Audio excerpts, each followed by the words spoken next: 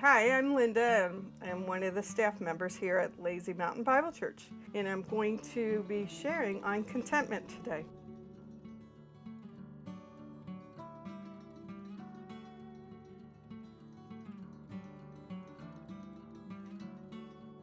In the Easton Illustrated Bible Dictionary, contentment is defined as the state of mind in which one's desires are confined to his lot, whatever it may be. Contentment is opposed to envy, extreme greed, wealth, or material gain. Contentment is opposed to ambition, anxiety, and the expression of discontent.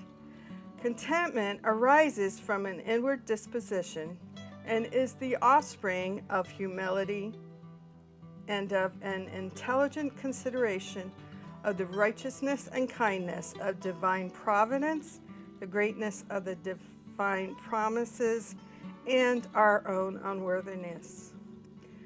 1 Timothy is one of Paul's pastoral epistles, written to a young Timothy who was serving as a pastor in leadership responsibilities.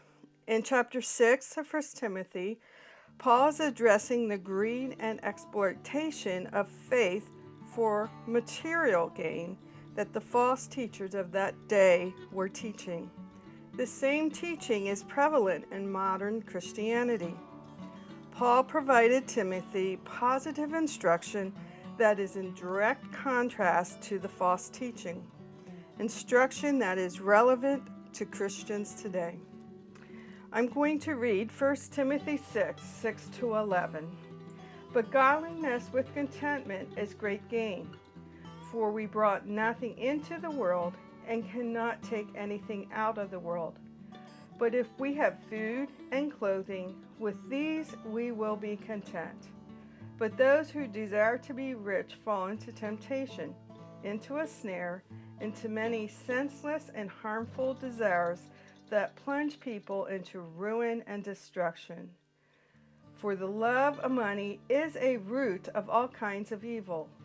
It is through this craving that some have wandered away from the faith and pierced themselves with many pangs.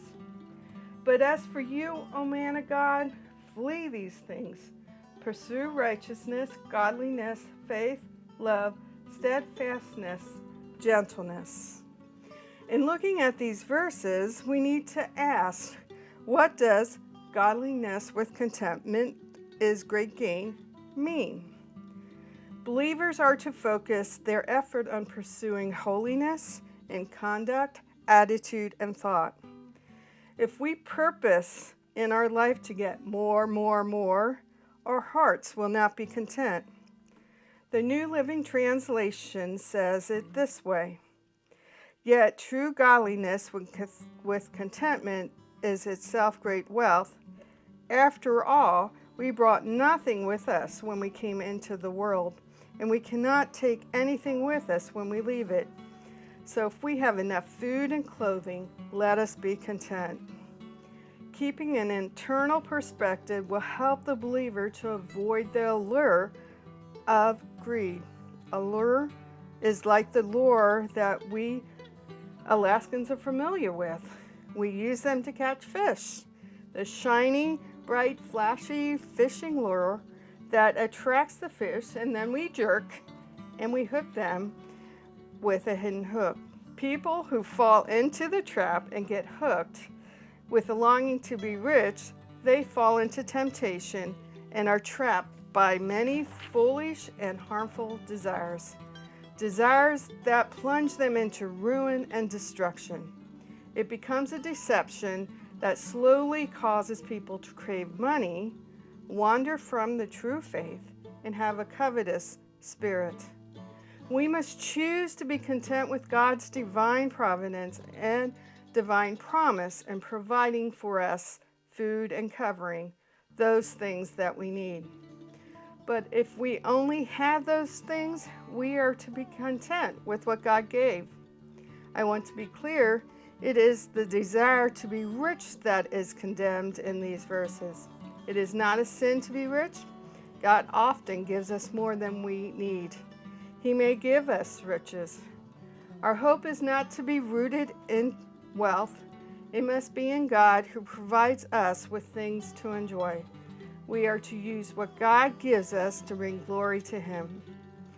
Paul's instruction to Timothy was to run from evil and the desire to be rich. Timothy was to pursue righteousness and a godly life, which includes faith, love, perseverance, and gentleness. If we follow Paul's instruction to Timothy, if we choose to be content with the riches of Christ rather than pursue material riches, our lives will be more in line with God's desires for us. We will be focused on that which is the better, that which is eternal.